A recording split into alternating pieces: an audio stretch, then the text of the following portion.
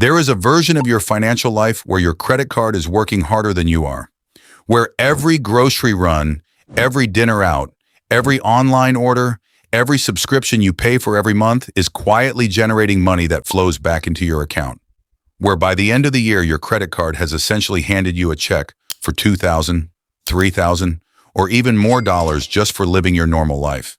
That version of your financial life is available to anyone, but most people never access it because they are using the wrong card. Or worse, they are using a card with no rewards at all, which means every dollar they spend disappears without leaving anything behind. Today, we are going to fix that. We are counting down the 5 best credit cards available in 2026 that genuinely pay you to spend money, ranked by real-world earning potential, overall value, and how well they fit different types of people and spending habits. Before we get into the list, let us talk about what actually makes a credit card worth using, because there is a lot of noise in the credit card marketing world, and companies spend billions of dollars making mediocre products look exciting. So here is the framework we are using to evaluate every card on this list. First, rewards rate.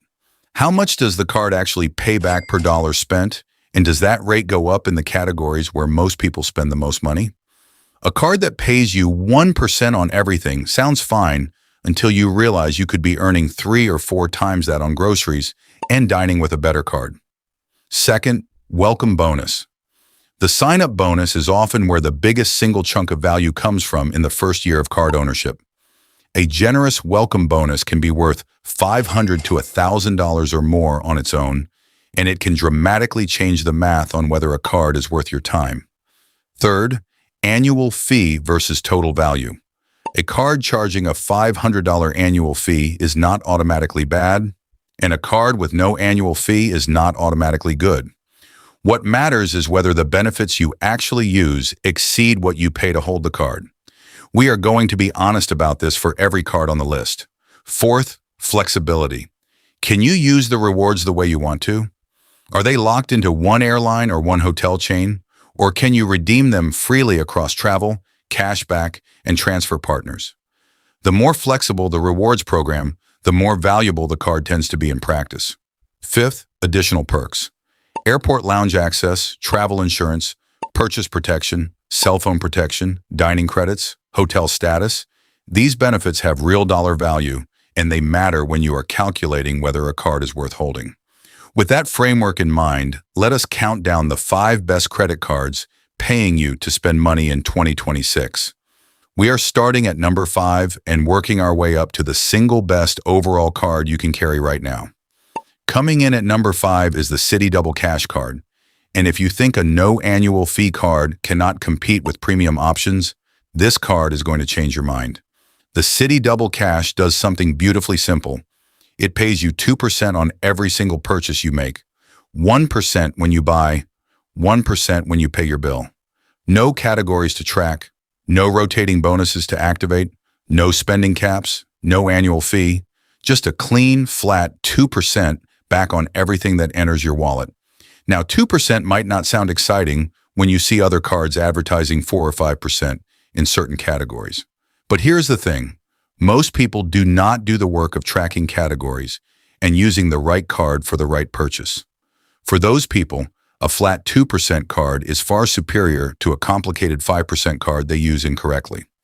And even for people who do run a sophisticated multi-card strategy, the Citi Double Cash serves an essential role as the fallback card, the one you reach for whenever a purchase does not earn a bonus on your premium cards.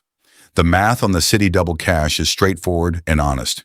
If you put $2,000 a month through this card, which is fairly modest, you are earning $480 a year in cashback with 0 annual fee and 0 complexity.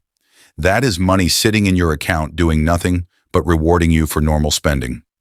The Citi Double Cash also recently became part of the Citi Thank You Points ecosystem, which means if you also hold a Citi Premier or Citi Prestige card, you can convert those cash rewards into transferable points and push your redemption value even higher. For beginners, this is the perfect starting card. For experienced earners, it is the essential anchor of a broader strategy. Coming in at number 4 is the Capital One Venture Rewards card, And this one earns its spot on this list because of something very specific that it does better than almost any other card in its price range. It is the simplest premium travel card on the market. The Capital One Venture earns 2 miles on every purchase with no category restrictions and 5 miles per dollar on hotels and rental cars booked through Capital One Travel. The welcome bonus fluctuates but typically sits around 75,000 miles after meeting a spending threshold, which translates to roughly $750 in travel value at minimum. But here is what makes the Capital One Venture genuinely powerful for a lot of people. It has one of the most flexible and user-friendly redemption systems in the industry. You can use your miles to erase any travel purchase from your statement within 90 days of making it. Bought a flight directly from an airline website? Erase it with miles. Paid for a hotel through the hotel's own booking system? Erase it with miles. This purchase eraser feature means you are not locked into a portal or a specific booking platform. You shop wherever the best deals are, then wipe the charge off your statement. For people who value simplicity above everything else, that flexibility is genuinely worth a lot. Capital One has also dramatically expanded its transfer partner network in recent years, so advanced users can transfer their miles to airlines like Air Canada Aeroplan, Turkish Airlines, or Flying Blue, and find redemptions worth significantly more than 1 cent per mile. The annual fee is $95, which is easily justified by the travel credit, the Global Entry or TSA pre-check credit, and the welcome bonus value alone in the first year. Coming in at number 3 is the Chase Sapphire Preferred Card, and this is the card that has probably launched more people into serious rewards optimization than any other product in the market. There is a reason the Chase Sapphire Preferred has been the most recommended starter travel card for years. It sits at the perfect intersection of generous rewards, reasonable annual fee, and access to one of the most valuable points ecosystems in existence. The card earns 3 points per dollar on dining, 3 points on select streaming services, 3 points on online grocery purchases, 2 points on all other travel, and 1 point on everything else. The welcome bonus is typically 60,000 points after spending $4,000 in the first 3 months, and those 60,000 points are worth $750 when redeemed through Chase Travel. But here is where the Chase Sapphire Preferred separates itself from most cards at this price point. Chase Ultimate Rewards points transfer 1-to-1 to 14 airline and hotel partners, including United Airlines, Southwest, Air Canada, British Airways, Hyatt, Marriott, and IHG. And when you use those transfer partners strategically, the value of your points can easily double or triple. A Hyatt redemption, for example, is legendary in the points community. Category 1 through 4. Hyatt hotels can be booked for as few as 5,000 points per night. Hotels that cost $150 to $300 per night in cash. A single well-timed Hyatt transfer can be worth 3 or 4 cents per point, which means your 60,000 point welcome bonus just became worth $1,800 to $2,400 in hotel stays. The annual fee is $95. The value is several times that for anyone who travels even occasionally. This is the card that changes how people think about rewards. Coming in at number 2 is the American Express Gold Card. And if food spending is a major part of your budget, and for most households it is, this card is almost unfairly good. The American Express Gold earns 4 membership rewards, points per dollar at restaurants worldwide, 4 points per dollar at U.S. supermarkets up to $25,000 per year, 3 points per dollar on flights booked directly with airlines or through Amex Travel, and 1 point per dollar on everything else. Think about what 4 points per dollar on food actually means in practice. The average American household spends somewhere between $800 and $1,200 a month on combined groceries and dining. Let us use a conservative $1,000 per month. That is $12,000 a year at 4 times points, generating 48,000 Amex membership rewards points from food spending alone. At a conservative 1 cent per point redemption, that is $480 from food. Transfer those points to Air France Flying Blue or British Airways Avios and find a sweet spot redemption, and the value of those same points could easily exceed $900 to $1,200. The Amex Gold also comes with a $120 annual dining credit split as $10 per month at participating restaurants including Grubhub, Goldbelly, Wine.com, and select other partners. And a $120 Uber Cash credit split as $10 per month usable on Uber Eats or Uber Rides. If you use both credits fully, that is $240 in annual credits against a $250 annual fee, meaning you are essentially holding the card's full 4 times food earning power for $10 net per year. For anyone who eats food and occasionally takes an Uber, the math here is extraordinary. And coming in at number 1 as the single best overall rewards credit card available in 2026 is the Chase Sapphire Reserve. Now, this card carries a $550 annual fee, and I understand that number stops most people cold. But I need you to stay with me for a moment, because when you actually do the math on what this card provides, the fee stops looking like a cost and starts looking like an investment that pays for itself before you have even made a single purchase. The Chase Sapphire Reserve earns 3 points per dollar on all travel and dining worldwide. Not just specific categories, not just purchases through a portal, all travel and all dining anywhere on Earth. It earns 1 point per dollar on everything else. The welcome bonus is typically 60,000 points, same as the preferred, but the Reserve unlocks 50% more value when redeeming through Chase Travel, meaning those 60,000 points are worth $900 in travel instead of $750. But the fee justification starts with the $300 annual travel credit. Chase applies this credit automatically to the first $300 of travel purchases you make each year.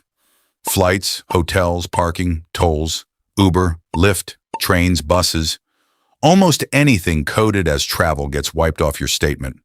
If you spend any money at all on travel in a year, that $300 credit happens essentially automatically. Once you subtract it from the $550 annual fee, you are already down to a net cost of $250. Then comes the Priority Pass Select membership, which gives you and 2 guests unlimited access to over 1,300 airport lounges worldwide. If you travel even 6 times a year and access a lounge each way, you are getting 12 lounge visits. Independent Lounge Day passes typically cost $30 to $50 each. That is $360 to $600 in lounge value annually, from a benefit most people treat as a throwaway perk.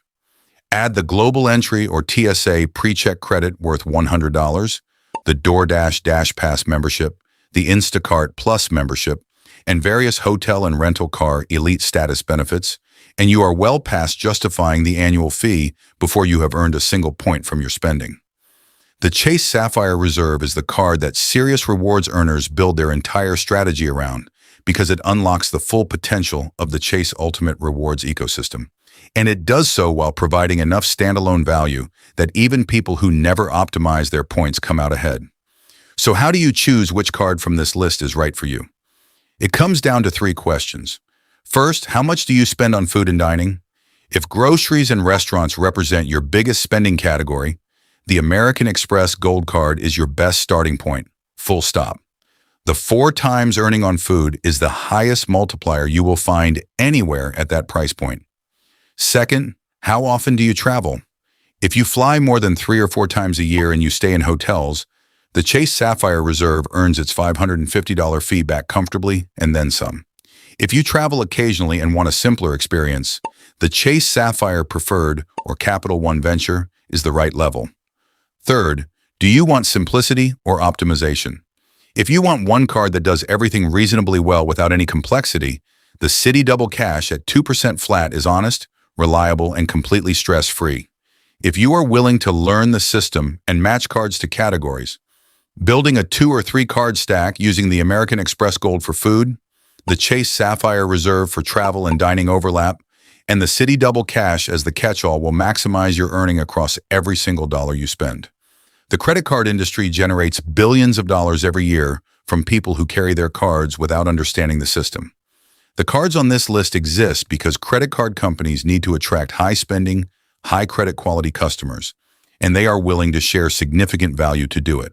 The question is whether you are going to be the person who captures that value or the person who lets it pass by untouched.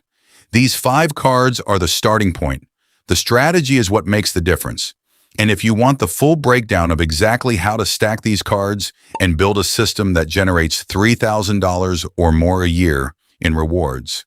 We covered that in complete detail in our last video, linked in the description and on screen right now. Subscribe to Clux One Finance if you have not already. Hit the bell so you catch every video we put out. I will see you in the next one.